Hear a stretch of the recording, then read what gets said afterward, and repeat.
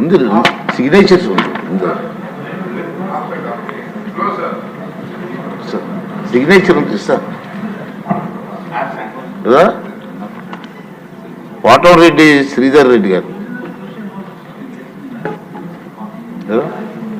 ధన్యవాదాలు అధ్యక్ష. అధ్యక్ష, కేంద్రం ఇచ్చే నిధులు పక్కదారి పట్టాయి, జగవరిగిన సత్యం. దాంట్లో ఎవరికి కూడా ఎలాంటి అనుమానాలు లేవు. ఇంకా బాధాకరం ఏమిటంటే, దురదృష్టం ఏమిటంటే, కేంద్రం ఇచ్చిన నిధులు కేవలం వాళ్ళు అడిగిన వివరాలు ఇవ్వలేక ఆంధ్ర రాష్ట్ర ప్రభుత్వం ఆ యొక్క కేంద్రం దగ్గర పెండింగ్ ఉన్నాయి. నేను రాష్ట్రం అంతా మాట్లాడటంలా నెల్లూరు రూరల్ నియోజకవర్గం గురించి ఒక్క సంఘటన చెప్పి ఆనాటి వైఎస్ఆర్ కాంగ్రెస్ పార్టీ ప్రభుత్వ దుర్మార్గాన్ని, ఆనాటి ముఖ్యమంత్రి జగన్మోహన్ రెడ్డి గారి దుర్మార్గాన్ని ఈ సభ ద్వారా ప్రపంచానికి తెలియజేయాలని చెప్పి నా కోరిక అధ్యక్ష. అధ్యక్ష, నెల్లూరు రూరల్ నియోజకవర్గంలో దేవరపాడులో నరసింహకొండ ఉంది. నరసింహస్వామి దేవస్థానం.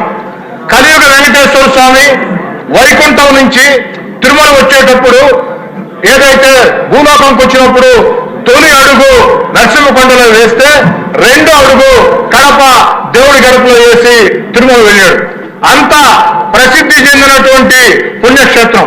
ఆ పుణ్యక్షేత్ర అభివృద్ధికి ఆనాటి ముఖ్యమంత్రి గారు చుట్టూ తిరిగి అభివృద్ధికి నిధి ఇవ్వకుండా నేను నాకున్న వ్యక్తిగత సంబంధాలతో ఆనాటి భారత ఉపరాష్ట్రపతి, ఈనాటి మాజీ ఉపరాష్ట్రపతి వెంకయ్యనాయుడు గారి సహకారంతో వెంకయ్యనాయుడు గారు తన పదవిని ఏదైతే పూర్తయ్యే కాలంలో ఆఖరి లేఖ కేంద్రానికి రాశాడు. ఇది నెల్లూరు జిల్లాలో ఉంది. నెల్లూరు రూరల్ ఎమ్మెల్యే చెప్పేది వాస్తవం. కేంద్ర ప్రభుత్వం నిధులు ఇవ్వాలంటే వెంకయ్యనాయుడు గారి మీద గౌరవంతో ఆనాడు టూరిజం శాఖ మంత్రి కిషన్ రెడ్డి గారు ఏదైతే 50 కోట్ల రూపాయల నిధులు కేంద్రం నేరుగా విడుదల చేసింది. ఇందుకు ఈనాటి మంత్రి సత్యకుమార్ గారే ఒక సాక్ష్యం. అయితే బాధాకరం అధ్యక్ష, ఆ నిధులు విడుదల చేసిన తర్వాత 15 రోజులకి వైఎస్ఆర్ కాంగ్రెస్ పార్టీకి నేను దూరం కావాల్సి వచ్చింది. కానీ వైఎస్ఆర్ కాంగ్రెస్ పార్టీ దూరం జరిగినా ఖచ్చితంగా నరసింహస్వామికి న్యాయం చేస్తారు. దేవుడి మీద నమ్మకం ఉండేవాళ్ళు ఈ పని ఎవరో కూడా ఆపురం భావించా.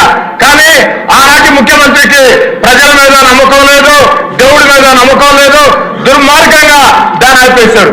అనేక సార్లు ఆనాటి ముఖ్యమంత్రి పేసి అధికారులకి, ఎందుకంటే ఆనాటి ముఖ్యమంత్రి పేసి అధికారులు ఫోన్లు చేస్తే ఫోన్లు ఎత్తుకోరు, ఎమ్మెల్యేలు ఫోన్లు చేస్తే గుడ్ మార్నింగ్ గుడ్ నైట్ మెసేజ్లు పెట్టి ప్రతిరోజు కూడా వెంటబడినా అతిగతి లేదు. ఈ రోజు అది ఏ స్థాయిలో ఉంది, ఎక్కడ ఉంది?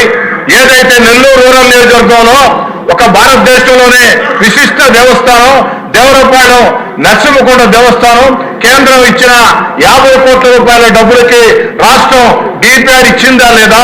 దానికి కనీసం ఇప్పటి ఆర్థిక శాఖ మంత్రి గారైనా చర్యలు తీసుకొని న్యాయం చేస్తారా లేదా?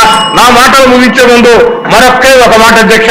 నెల్లూరు చెరువు ఒడ్డున పవిత్ర స్వర్ణాల చెరువులో అమృత్ పథకం కింద ఆనాటి ముఖ్యమంత్రి చంద్రబాబు నాయుడు గారు 2014-19 ముందు, అదేవిధంగా పొంగూరు నారాయణ గారు ఎంతో చొరవ తీసుకుని నిధులు విడుదల చేశారు. ఎన్టీఆర్ నెక్లెస్ రోడ్ అని చెప్పని. కానీ కొంతవరకు పనులు పూర్తయిన తర్వాత ప్రభుత్వం మారింది, ఆ పనులు ఆగిపోయినాయి. అయినా దాన్ని పూర్తి చేయాలని ఆనాటి ప్రభుత్వం ఎన్టీఆర్ గారి పేరు ఉంటే నిధులు విడుదల చేయదని నేను ఎన్టీఆర్ నెక్లెస్ రోడ్ మరియు గణేష్ ఘాట్ అని ఆనాటి ప్రభుత్వం తృప్తి కోసం అదనంగా పేరు చేకూర్చి అనేక ప్రయత్నాలు చేసిన తర్వాత టెండర్లు పిలిచాడు. కాంట్రాక్టర్ టెండర్ వేశాడు. కాంట్రాక్టర్ టెండర్ వేసిన తర్వాత అగ్రిమెంట్ చేసుకున్నాడు. కానీ పనులు ప్రారంభించాల. ఇది ఎంతవరకు న్యాయం? నేను అడిగేది ఒకటే, అమృత్ పథకం రాష్ట్ర ప్రభుత్వం డబ్బు కాదు, కేంద్రం డబ్బు. మ్యాచింగ్ గ్రాంట్ మాత్రమే రాష్ట్ర ప్రభుత్వం. ఏదైతే నరసింహకొండ దేవస్థానం 100% కేంద్రం డబ్బు. అమ్మ పెట్టదు అడుక్కు తిన్నట్టు ఈనాడు ఆనాడు చేసిన చేసే ప్రయత్నాలకి అడ్డం పడ్డారు.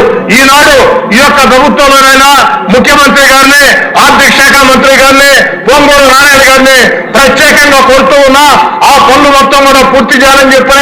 ఎందుకంటే ఇవన్నీ యువ నాయకుడు నారా లోకేష్ గారు పాదయాత్రతో నెల్లూరు జిల్లాకు విచ్చేస్తే నెల్లూరు నడిబొడ్డున వేలాది మంది సమక్షంలో నారా లోకేష్ గారు నెల్లూరు రూరల్ నియోజకవర్గంలో ప్రజలకు ఇచ్చిన హామీల్లో ఈ 2 హామీలు కూడా ఉన్నాయి అని గుర్తు చేస్తూ వీటిని నెరవేర్చాలని కోరుతూ సెలవు తీసుకుంటూ ఉన్నా.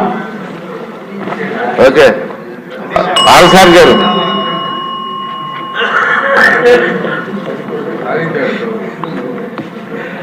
అధ్యక్ష,